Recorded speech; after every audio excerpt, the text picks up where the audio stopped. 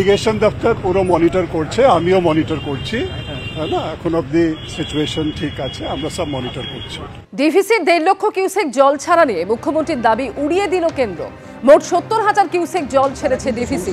Maithon barrage দিয়ে ছাড়া হয়েছে 42,500 কিউসেক জল। পাঞ্চেত ব্যারেজ দিয়ে 27,500 কিউসেক জল ছাড়া হয়েছে। সব মিলিয়ে 70,000 কিউসেক জল ছাড়া হয়েছে, এমনই পোস্ট করলেন কেন্দ্রীয় জলশক্তি মন্ত্রী CR পাতিল। মুখ্যমন্ত্রী মমতা বন্দ্যোপাধ্যায় যে 1.5 লক্ষ কিউসেক জল ছাড়ার দাবি করেছেন সেই তথ্য সম্পূর্ণ ভুল। দামোদর ভ্যালি রিসার্ভার রেগুলেশন কমিটির তথ্য উল্লেখ করে পোস্ট CR পাতিলের।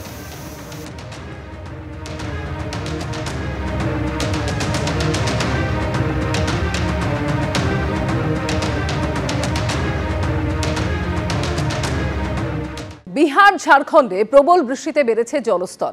ধাপে ধাপে জল ছাড়ার পরিমাণ বাড়াচ্ছে ডিভিসি। গতকালের তুলনায় বাড়তি 8,000 কিউসেক হারে জল ছাড়ছে দুর্গাপুর ব্যারেজ। 65,000 থেকে বাড়িয়ে 73,675 কিউসেক হারে জল ছাড়া হচ্ছে। মাইথন জলাধার থেকেও 32,500 কিউসেক হারে জল ছাড়া হচ্ছে। আর অন্যদিকে পাঞ্চেত জলাধার থেকে 37,500 কিউসেক হারে জল ছাড়া হচ্ছে। রাজ্যের একাধিক জেলায় গতকালও তুমুল বৃষ্টি হয়। তারই মধ্যে ডিভিসির ছাড়া জল নিয়ে আশঙ্কা প্রকাশ করেছে রাজ্য। দামোদর নিম্ন অববাহিকায় জলস্তর বাড়ার আশঙ্কা।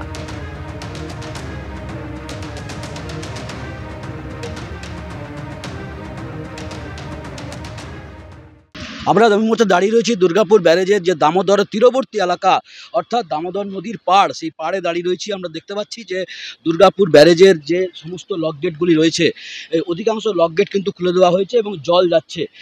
এই যে জল দুর্গাপুর ব্যারেজ থেকে যে জল ছাড়া হচ্ছে, যেটা দুর্গাপুর ব্যারেজ সূত্রে অর্থাৎ সেচ দপ্তর সূত্রে যেটা বলা হচ্ছে যে 73,675 কিউসেক হারে সকাল 7টার পর থেকে জল ছাড়া হচ্ছে, যেটা গতকাল ছিল প্রায় 70,000-এর কাছাকাছি। আজ সেটা বাড়িয়ে দেওয়া হয়েছে, প্রায় 3 থেকে 3,500 কিউসেকের মতো বাড়ানো হয়েছে, প্রায় 4,000 কিউসেকের মতো বাড়ানো হয়েছে। এই যে জল, যেটা মাইথন এবং পাঞ্চেত থেকে যে 70,000 কিউসেক জল ছাড়া হয়েছে, সেই জল এসে পৌঁছচ্ছে দুর্গাপুর ব্যারেজে এবং দুর্গাপুর ব্যারেজ থেকে জল ছাড়ার পরিমাণ খানিকটা বাড়ানো হয়েছে। তার কারণ এই আপার ক্যাচমেন্টের যে নাগারে বৃষ্টির যে জল, সেটা ওই জল, এই বৃষ্টির মাইথন এবং পাঞ্চেতের জলের সাথে সেই জল যোগ হয়েছে। এই যে জল ছাড়ার পরিমাণ যদি আরও ডিভিসি, মাইথন এবং পাঞ্চেত থেকে যদি আরও বাড়ানো হয়, তাহলে কিন্তু দুর্গাপুর ব্যারেজ থেকেও ধাপে ধাপে জল ছাড়ার পরিমাণ আরও বাড়বে এবং সেক্ষেত্রে পূর্ব বর্ধমান, হুগলি এবং হাওড়া এই 3 জেলার একাংশ প্লাবিত হওয়ার সম্ভাবনা থাকছে। যদি ঝাড়খণ্ডে এবং বিহারে বৃষ্টির পরিমাণ কমে, যদি ডিভিসি জল ছাড়ার পরিমাণ আরও কমায়, তাহলেই একমাত্র দুর্গাপুর ব্যারেজ থেকেও জল ছাড়ার পরিমাণ কমবে এবং সেক্ষেত্রে নতুন করে যে সমস্ত জায়গাগুলো প্লাবিত হয়েছে সেগুলো থেকে জল নামার সম্ভাবনা রয়েছে, এমনটাই সেচ দপ্তর সূত্রে বলা হয়েছে। আমরা দেখতে পাচ্ছি যে দুর্গাপুর ব্যারেজ থেকে কিন্তু সেই জল যে সকাল থেকে ছাড়া হয়েছে, সেই জল ছাড়ার প্রক্রিয়া চলছে। ক্যামেরা বিধানদের সাথে মনোজ বন্দ্যোপাধ্যায়, এবিপি আনন্দ, দুর্গাপুর, পশ্চিম বর্ধমান। দশমীর পরে দ্বাদশী, ফের ইঙ্গিতপূর্ণ পোস্ট করলেন কুণাল ঘোষ। দিনকাল বদলেছে, পুরনো স্মৃতিতে নতুনের সংযোজন। ঈশান কোণে জমতে থাকা মেঘের টুকরো যেন লড়াইয়ের জেদ বাড়ায়। আনুগত্যের পরীক্ষায় উত্তীর্ণ হতে চাওয়া সৈনিক তার কর্তব্যে অবিচল। সুস্থ হাওয়ায় ঝিলের জলে হালকা চাঞ্চল্য পরিবেশকে আরো সুন্দর রাখুক, বাংলাকে এভাবেই নেতৃত্ব দিয়ে চলুন মমতা বন্দ্যোপাধ্যায়। দ্বাদশীতে ফের ইঙ্গিতপূর্ণ পোস্ট করলেন তৃণমূলের রাজ্য সাধারণ সম্পাদক কুণাল ঘোষ।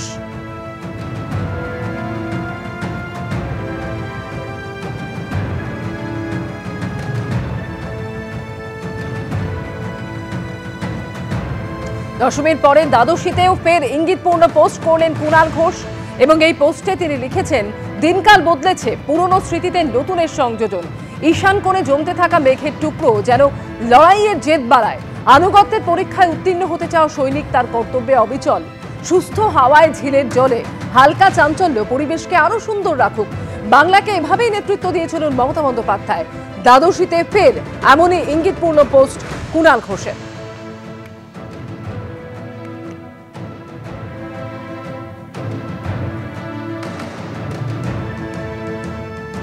আর শুধু আজই নয়, এর আগে গতকালও পোস্ট করেছিলেন কুণাল ঘোষ, জানিয়েও একাধিক জল্পনা তৈরি হয়।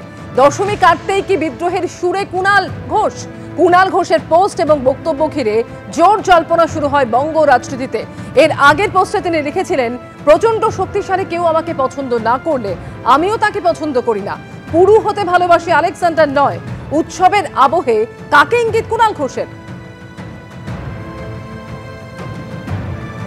লাস্ট হচ্ছে আপনি লিখছেন যে ব্যাট করার প্রস্তুতি রাখছি সসম্মানে, তা আমি আমার মতো, তা আমি যে বাঁক আসুক, যে মাঠ খেলি, আর মাঠ তুমি যেখানেই যাবে মাঠে তো ঘাস থাকবে, ঘাস ফুল থাকবে।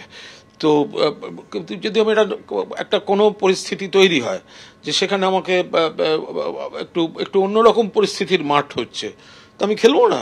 আমি 100% খেলার, আমি পৃথিবীর সকলের বিরুদ্ধে 2-4টে শুভানুধ্যায়ীকে নিয়ে একা ওই লোকাল থানা, সিবিআই, ইডি, এসএফআই ও জেল জীবন পার হয়ে দাঁড়িয়ে বলছি আমি এখনো মাথা তুলে আমি দাঁড়িয়ে আছি। কিন্তু আমি যে মাঠই হোক আমি আমার স্টাইলেই ব্যাট করব। আমি কোনো অবস্থায় সেখান থেকে কোনো রকম, আমি আবার বলছি,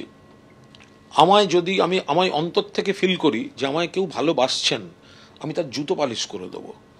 কিন্তু আমি যদি দেখি মানে প্রচণ্ড শক্তিশালীও কেউ যে আমার পছন্দ না হয়, তাহলে আমি মানে আমিও তাকে পছন্দ করি না। মানে আমার এরকম কোনো বিষয় নেই, আমি পুরু হতে ভালোবাসি, আমার আলেকজান্ডার হওয়ার দরকার নেই, বাট আমি আমার মতো থাকবো, আমার মাঠে খেলবো। আমি ফলে এই একটা আবেগ থেকে করা, এর সঙ্গে রাজনীতি মানে আমি সেইগুলো করতে চাই না। আমি মনে করি আপনি একটা সময় মানে ভয়ঙ্কর, আমি মমতাদির সঙ্গে প্রত্যক্ষ রাজনীতিটা অতীতে ছাত্র পরিষদ করেছি, কংগ্রেস করেছি, আবার পরবর্তীকালে মমতাদির কাছাকাছি আসার পর দীর্ঘদিন ধরে তার সঙ্গে একটা দিদি ভাইয়ের সম্পর্ক, কিছু লোকের গাত্রদাহ হয়েছিল, একটা ডিস্টেন্স হয়ে গেছিল, কিন্তু তারপরে আমিও জানি আমি দিদিকে শ্রদ্ধা করি, শুধু নয় আমি ভালোবাসি। আবার দিদিও আমাকে সেইভাবে কাছে টেনে নিয়েছেন। আমার একটাই কথা, ভালোবাসলে আমি তার জুতো পালিশ করব। আর আমি হনুমান শ্রেণীতে পড়ি, আমার লেজে আগুন দিলে কিন্তু আমার মনে হয় তখন আমি হনুমান হিসেবে পারফর্ম করে দেবো। আপনি বলছেন যে যাদের সাফোকেশন হয়, শ্বাসকষ্ট হয়, আপনার দলের সহকর্মীদের অনেকের হয়েছে, অন্য দলে যাওয়ার উদাহরণও আছে, আপনার তেমনটা হবে না? না না, ওসব আমি ন্যাকামি বলে মনে করি। সাফোকেশন কি? এটা যেখানে দল আমাদের দল, আমরা দলের সৈনিক, দলের নেতারা যেমন বলবে যে এইভাবে চলতে হবে, এইভাবে চলতে হবে, এই লাইফস্টাইল হবে, সকলের উপর আমরা নজর রাখছি, প্রত্যেকটা কর্মীরও এভরি রাইট আছে নেতাদের উপর নজর রাখার। আর আমার ওসব দমবন্ধর নেই। আমি এটাকে আমার মানে মনে করি যে এটা একটা দল, মমতা বন্দ্যোপাধ্যায় নেত্রী, অভিষেক বন্দ্যোপাধ্যায় সেনাপতি, ফলে আমার দমবন্ধ লাগলে আমি প্রেম করব দলে, ঝগড়া করব দলে, আমি যা বলার আমি দলে বলবো। রাজ্য বিজেপির সভাপতি শ্রমিক ভট্টাচার্য এই মুহূর্তে টেলিফোনে রয়েছেন আমাদের সঙ্গে। শ্রমিক দা, সম্প্রতি কুণাল ঘোষের একের পর এক পোস্ট, একের পর এক মন্তব্য জল্পনা বাড়াচ্ছে। এর আগে তিনি বলেছিলেন যে এমন একজন প্লেয়ার তার টিমের হয়ে খেলছেন, যিনি তার টিমের হয়ে খেলছেন, কিন্তু স্ট্রোকগুলি যে আমাদের পক্ষে যাচ্ছে সেটা মনে হচ্ছে না। ফের তিনি আরও একটি পোস্ট করলেন এবং এই পোস্টে কুণাল ঘোষ লিখেছেন যে ঈশান কোণে জমতে থাকা মেঘের টুকরো যেন লড়াইয়ের জেদ বাড়িয়ে দিচ্ছে। দেখুন, এই মুহূর্তে তৃণমূল কংগ্রেসের কোনো বক্তব্যের কোনো প্রতিষ্ঠা জনমনে নেই।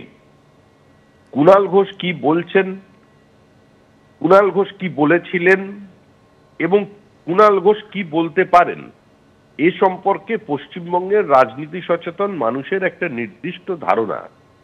কুণাল ঘোষের একটা নির্দিষ্ট অতীত আছে, সে অতীত রাজনৈতিক অতীত, এবং সেই রাজনৈতিক অতীতটা সংঘর্ষপূর্ণ না জানি না, কিন্তু বেদনার, প্রত্যাখ্যানের, প্রতিহিংসার, যেটা পশ্চিমবঙ্গের মানুষ দেখেছিল যে কিভাবে তার আত্মচিৎকারকে পুলিশ বাজেয়াপ্ত করেছিল। পুলিশ গাড়ি বন্ধ বাজিয়ে মুখ দিয়ে বিকৃত আওয়াজ করে কুণাল ঘোষের কণ্ঠস্বর যাতে কোথাও প্রতিধ্বনিত না হতে পারে সেই ব্যবস্থা করেছিল। তারপরে আবার কুণাল ঘোষ মহিমায় তৃণমূল কংগ্রেসে ফিরেছেন। প্রতিনিয়ত তিনি দলের হয়ে অত্যন্ত উগ্র আক্রমণাত্মক হয়ে ব্যাট চালিয়ে যাচ্ছেন। এবারে ওদের পরিবারের মধ্যে কি বিষয় আছে সেটা তো আমাদের জানার কথা নয়, এবং একটা দলের মধ্যে যদি কেউ কারোর উপরে নজর রাখে, খুব ভালো কথা বলেছেন যে নেতাদের উপরেও কিন্তু কর্মীরা নজর রাখছে, এটা বলছেন, এটা সম্পূর্ণ আভ্যন্তরীণ রসায়ন।